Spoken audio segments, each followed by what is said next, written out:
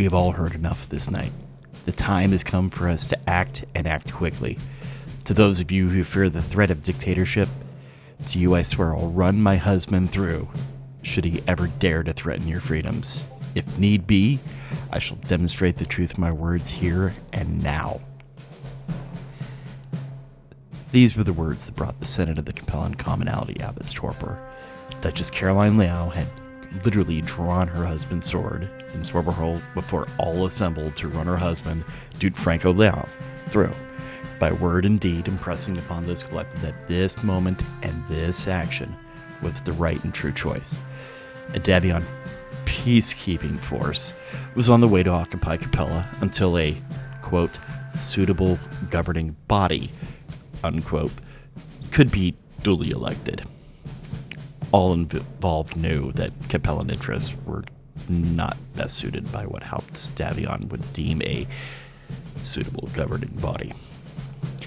With sword still at her husband's heart, all, save one, voted to grant Franco Liao full emergency powers. With these emergency powers, Franco Liao immediately coronated himself as the new Prime Minister of the Capellan Commonalty.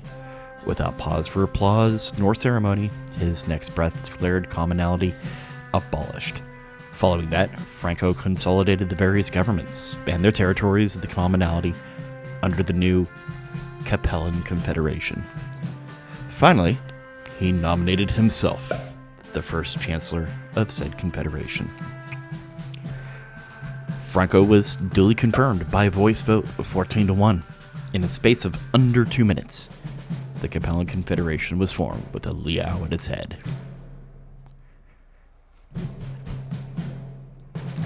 Speaking about that Davion peacekeeping force, by mid-August, Davion peacekeepers occupied Capella without incident. It is reported that the Davion forces were a bit confused at having taken a capital city with such ease.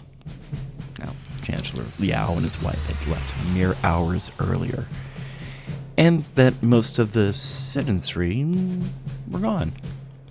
Even with this oddity, the 1st and 5th Victoria Lancers prepared for an extended occupation.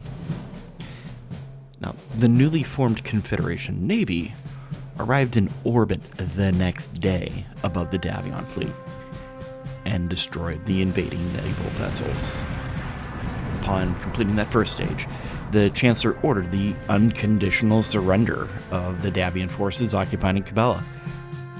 Those who had arrived under the guise of peacekeeping refused to surrender.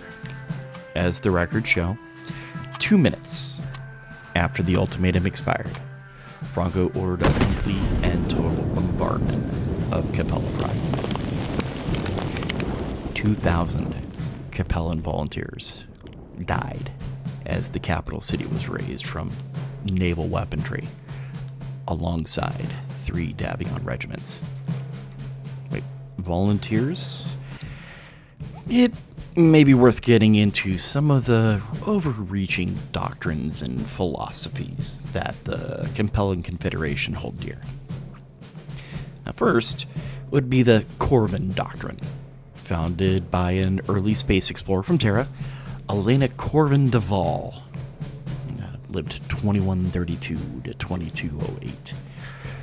Without going into a full-on treatise, Corvin stressed the, quote, necessary subordination of the individual to the service of a greater humanity, end quote. For the ethics scholars out there, it's parallel to utilitarianism, which, for the rest of us, holds that the most ethical choice is the one that will produce the greatest good for the greatest number.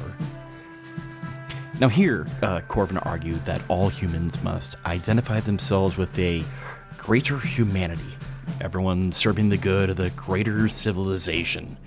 Loosely speaking, her argument stated that a central authority was required for the reconciliation of divergent human values. For Capellans, the Confederation, and thus the Chancellor, is that central authority. Now, as a small aside, Alana also founded the colonies of Sirius and Epsilon Erdani. Both by 3025 would eventually be Capellan Confederation's base. Well, for a time. Those familiar with history know that the systems near Terra have changed flags many times by now. But as I was saying, those 2,000 volunteers, 2 centuries of the Corban Doctrine slowly merging with societal norms, it being mere weeks since the Capellan Confederation had reborn itself akin to a phoenix out of the Capellan commonality. Now, those 2,000 volunteers, though either through alleged coercion or civic pride, they truly helped save their new nation. It's in their honor that the black border surrounds the official Capellan Triangle, and that day was officially recognized as the Day of Martyrs. The second doctrine would be the Sarna Mandate, which developed at about the same time the Corban Doctrine was taking hold of the Capellan states. Central to this is the idea that only the military, scientific, and political elite of a given society are capable of governing. This is also used as the basis of the modern Capellan social caste system. Yes, the caste system is strict, but not rigid. People may marry between castes. Individuals can move between castes if they're qualified and get the okay from caste leadership.